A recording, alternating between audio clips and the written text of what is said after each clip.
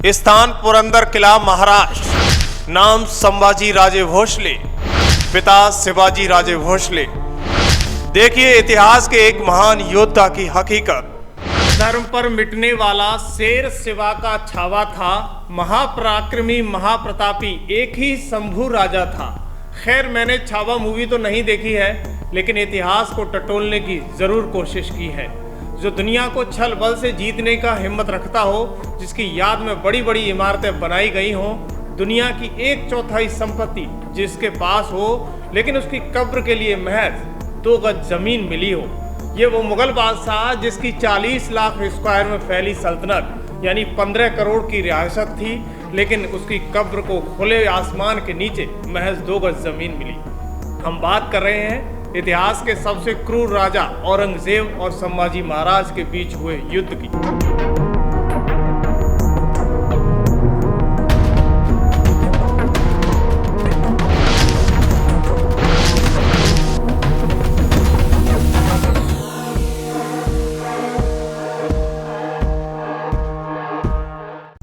नमस्कार, आप देख रहे हो खबर एक्सपर्ट।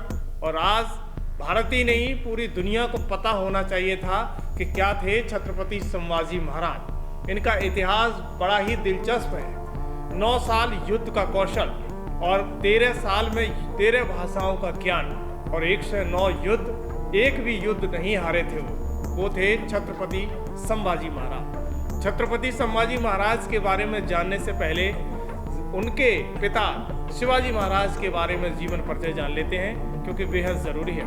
दरअसल भारत के वीर सपूतों में एक श्रीमंत छत्रपति शिवाजी महाराज के बारे में सभी लोग जानते हैं। बहुत से ये लोग उन्हें हिंदू हृदय सम्राट भी कहते हैं। जो कुछ लोग इन्हें मराठा गौरव भी कहते हैं, क्योंकि जब भारतीय गणराज्य के महानायक थे छत्रपति शिवाजी महाराज।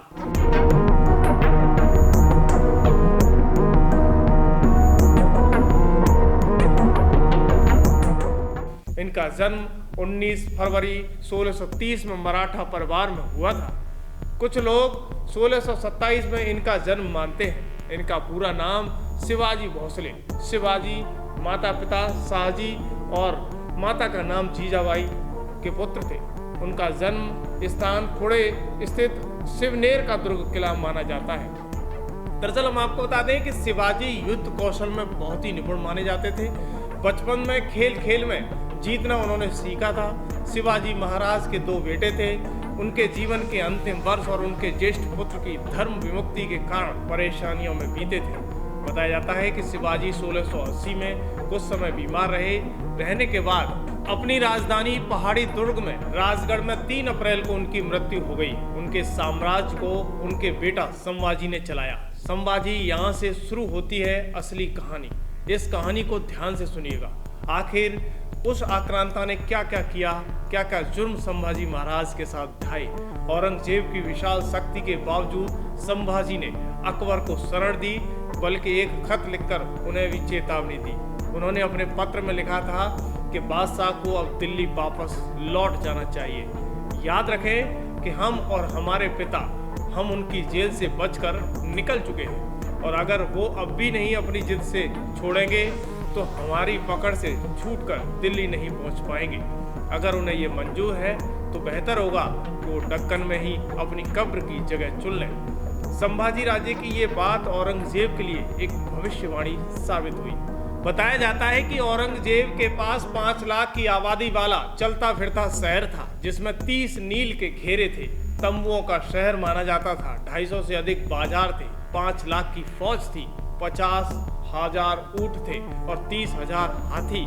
ये सब औरंगजेब के साथ चलते थे।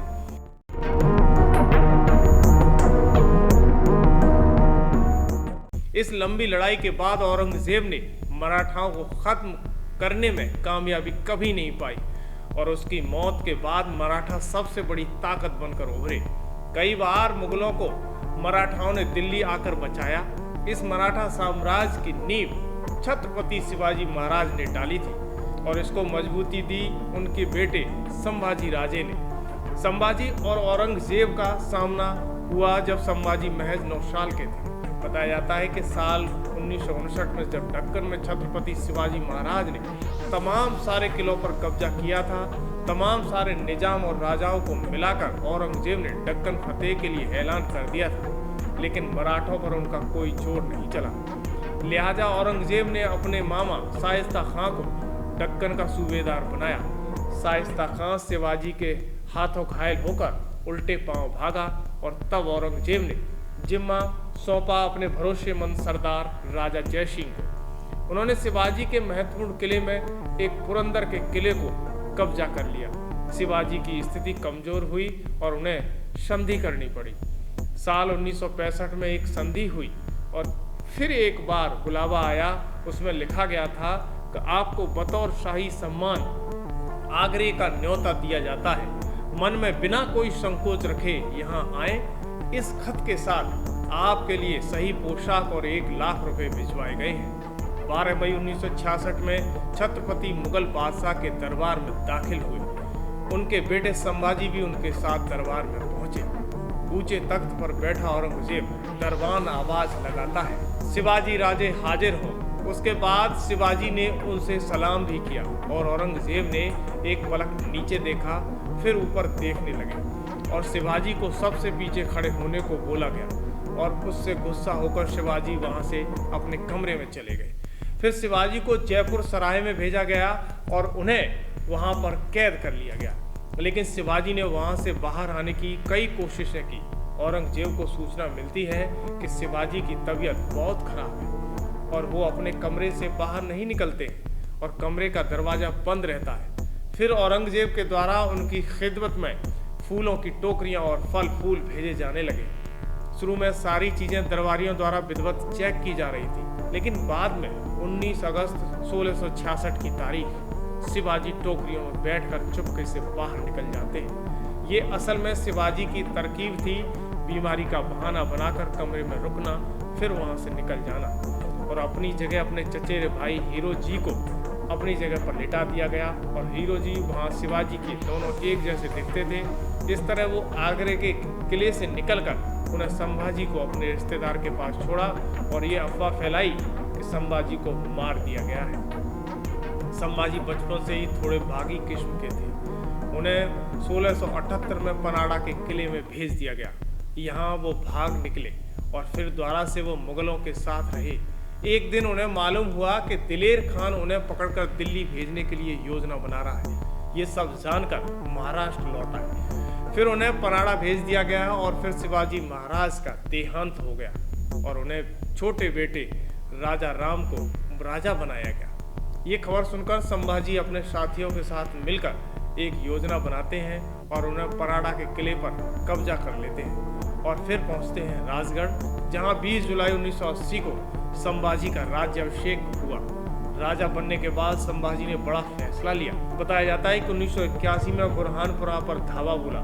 यह हमला इतना बड़ा था कि पूरा शहर तबाह कर दिया, मुगल सेना को साफ कर दिया और इसके बाद संभाजी ने अपने यहाँ अकबर को शरण दे दी। इस घटना ने औरंगजेब को इतना पागल कर दिया कि वो खुद दक्कन की ओर अपनी फौज लेकर चल पड़ा। औरंगजेब बड़ा दरबार लगाता है औरंगाबाद में और संभाजी राजे के बीच युद्ध का बड़ा ऐलान होता है। कई सारे युद्ध हुए।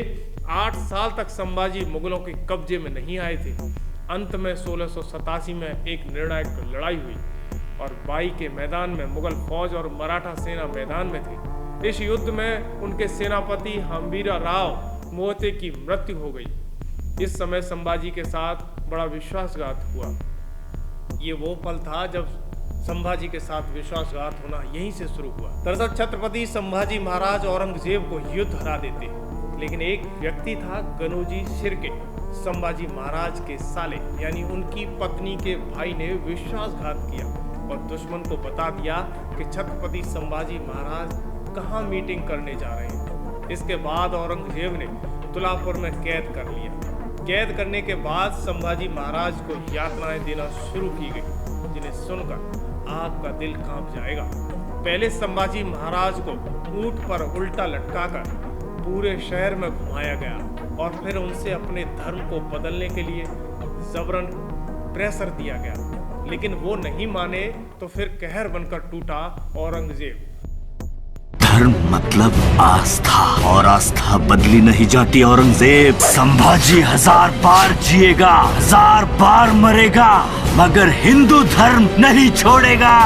इसने गुस्से में संभाजी महाराज को धीमे धीमे नाखून उखड़वाए, उनके घाव पर मिर्ची डलवाई, नमक डलवाया और आंखें निकाल ली गई। एक एक करके हाथों को तोड़ा गया, काटा गया, बदन की एक एक हड्डी को तोड़ा गया, उनकी स्किन छिलनी कर दी गई, उनकी स्किन छलनी कर दी गई। बताया जाता है कि उनके शरीर के टुकड़े टुकड़े किए गए और फिर नदी में फेंक दिया गया। इसके बाद मराठाओं ने उनके शरीर के टुकड़ों को ढूंढकर सिलवाया और उन्हें मुखाग्नि दी। कहा तो ये भी जाता है कि उनके शरीर के मांस को कुत्तों को खिलाया गया। यानी आप संभाजी महाराज को एक इतने बड़े योद्धा के रूप में देख सकते हो, जहां इसके सामने औरंगजेब थर थर कांपता था। उनके इस पराक्रम के सामने औरंगजेब कहता था कि अगर तेरी जैसी संतान एक भी मेरी हो जाती तो मैं पूरे भारत क्या संसार को जीत सकता था। यानी औरंगजेब जानता था कि संभाजी महाराज में कितनी पावर है और कितनी ताकत से वो वार करते हैं। इसके सामने औरंगजेब की सारी सेना धराशायी हो जाती थी। इस मराठाओं के सम्राट की वो कहानी अजब थी जिसके सामने सारे आक्रांता ढेर थे। खैर, ये संभाजी महाराज की वो हकीकत है, शायद आप लोगों ने नहीं सुनी हो, लेकिन हम पूरी कोशिश कर रहे हैं कि विधिवत आपके सामने लाएं। इस खबर पर आपकी क्या राय है, हमें कमेंट बॉक्स में लिखें और चैनल को सब्सक्राइब करें।